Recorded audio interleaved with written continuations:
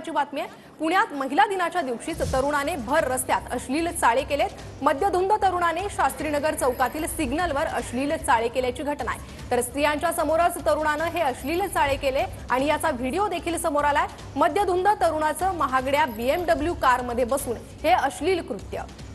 तर पुण्यातून ही संतापजनक बातमी समोर येते। महिला दिनाच्या दिवशीच तरुणाने भर रस्त्यात अश्लील चाळे केल्याची घटना आहे। मद्यधुंद तरुणाने शास्त्रीनगर चौकातील सिग्नलवर हे अश्लील चाळे केलेले आहे।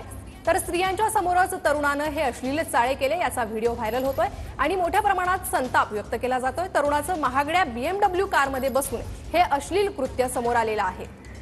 तर महिला दिनाच्या दिवशीच हा व्हिडिओ समाज माध्यमांवर व्हायरल होतोय आणि त्यामुळे नागरिकांकडून संतप्त प्रतिक्रिया देखील उमटतायत। तर BMWची दृश्य आपण पाहत होतो, याच BMW मधला हा तरुण आणि या तरुणाचे अश्लील चाळे व्हिडिओच्या माध्यमातून आता समोर येत आहेत।